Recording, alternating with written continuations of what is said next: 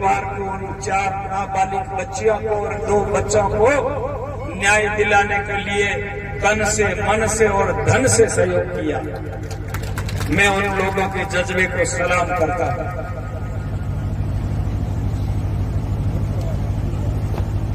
और सामने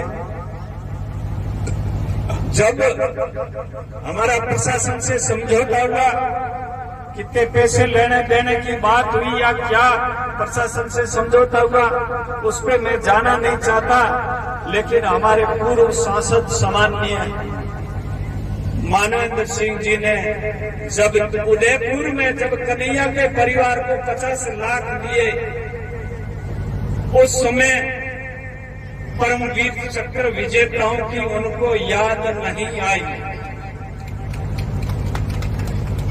जब आज से 7 तारीख पिछले 7 मार्च को एक सामान्य महिला की मौत पर सरकार ने 50 लाख रुपए दिए, तब सामान्य को परमवीर चक्र विजेता याद नहीं आए। मैं तो कहता हूं कि परमवीर चक्र विजेताओं को 20 लाख रुपए मिलते हैं, वहां लोगों की दुकानें बंद कराई गई और लोगों को जबरन धमकियां दी गई और लोगों में खौफ का माहौल पैदा कर दिया गया। और नारे क्या लगे, उदाराम तेरी दादागिरी नहीं चलेगी। क्या उदाराम ने आदमी का मर्डर किया? एक विचारणीय प्रश्न है। जो लोग स्वाभिमानी लोग हैं उन लोगों को तय करना चाहिए।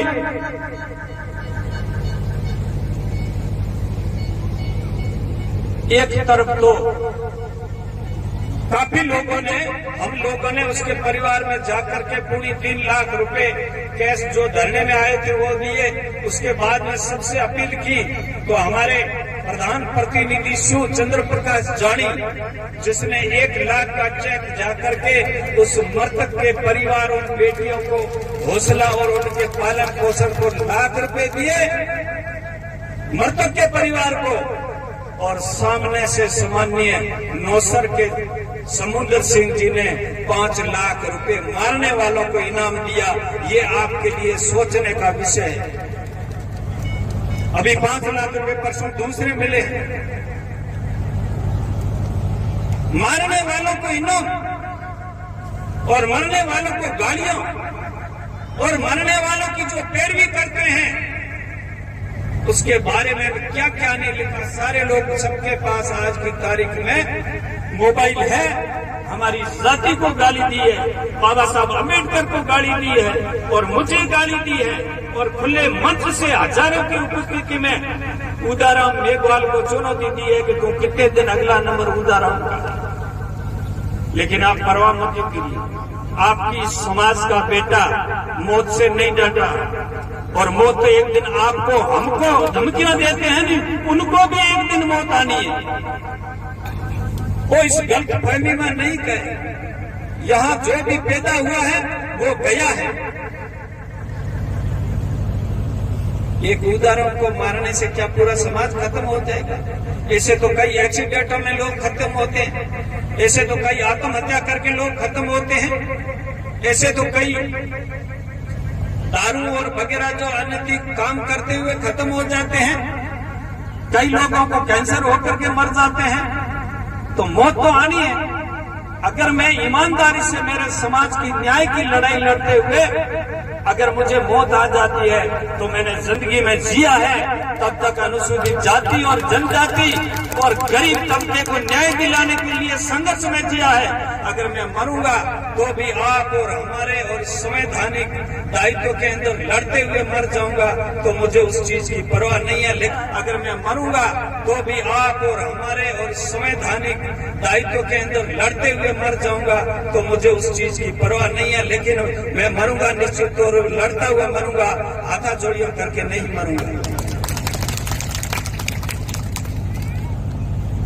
अब आपको देखना है। सर छोटूराम जी ने कहा था, एक किसान मेरी 2 बात मान, एक किसान मेरी 2 बात मान, बोलना सीख और दुश्मन को पहचान। अब आप लोगों को तय करना है कि मारने वालों की आप मदद करोगे या जिसके परिवार को मारते हैं उनकी मदद करोगी। ये प्रश्न आपके सामने मैं छोड़ने जा रहा हूं। आप तो बहुत भाग्यशाली हो। मैंने यहाँ की कई लड़ाइयां लड़ी है, आदेश से लेकर के और भी लड़ाइयां लड़ी है। मुझे किसी ने नहीं मारने की धमकी नहीं दी। ये एट्रोसिटी एक्ट है, सिर्फ जाति एक के लिए नहीं है, ये सिवाय अनुसूचित जाति और अनुसूचित जनजाति के गैर जो भी है, नाई, दर्जी, सुथार, कुंभार, राजपूत, ब्राह्मण, बनिया, मुसलमान, जाट, सबके खिलाफ है। तो फिर एक ही समाज के लोग क्यों कह रहे हैं कि हमारे ऊपर झूठे मुकदमे हो रहे हैं? और एक मंच पे से एक आदमी ने कहा कि 911 ऊपर मुकदमे दर्ज हुए, उसमें सिर्फ हम राजपूतों के खिलाफ 960 केस दर्ज हुए।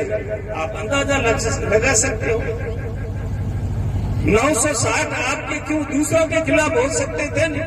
हालांकि वो आंकड़ा गलत है, लेकिन उन्होंने उस मंच से हजारों लोगों को उकसाने का प्रयास किया है और मुझे मारने के लिए लोगों को दुष्प्रेरित किया है। अगर मुझे कुछ भी होता है तो उस मंच से जो भाषण देने वाले लोग थे, जो लोगों को उत्साहित कर रहे थे कि तुम इसको खत्म करो, जो फेसबुक पे, यूट्यूब पे, व्हाट्सएप पे जिन लोगों ने मुझे जान से मारने की धमकियां दी है, उससे प्रेरित होकर के अगर मेरी हत्या करती है तो उसका बदला लेने की जिम्मेदारी आप पूरे समाज के ऊपर है। पीछे मत हटना है।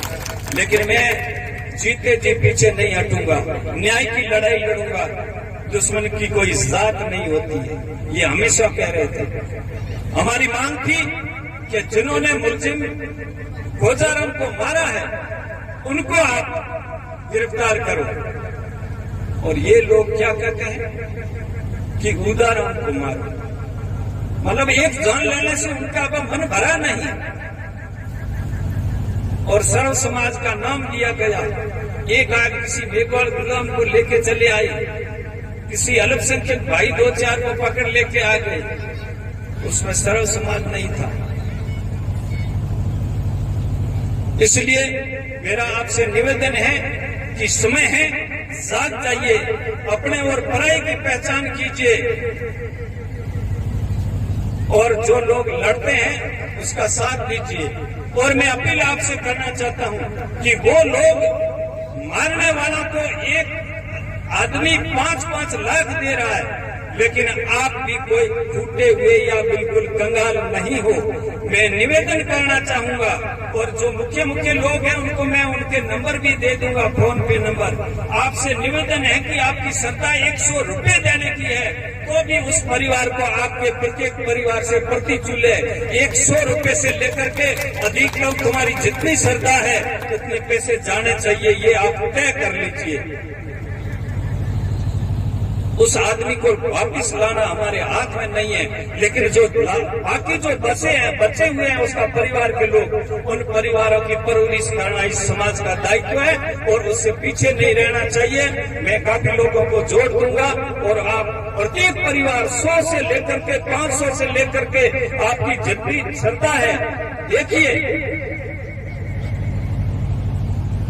एक व्यक्ति किसी भूखे को अन्न की रोटी देता है और एक भूखे से अन्न की रोटी छीनता है। यहाँ 2 ही अर्थ है। तो आज हम लोगों को उस परिवार की मदद करनी है। इतना बड़ा समाज है, वहाँ हर एक गांव से आए हैं, 20,000 आए हैं, 25 आए हैं, कोई परिवार से आए हैं, कोई कुंवार परिवार से आए हैं, या गांव मेघवाड़ समाज से आए हैं, भीम समाज से आए हैं। तो आप सभी लोगों से मेरा निवेदन है कि तय कर लो कि मेरे घर का 100 रुपया जाए, लेकिन गोजाराओं के परिवार को हमारे 100 रुपये की भी मदद जानी चाहिए।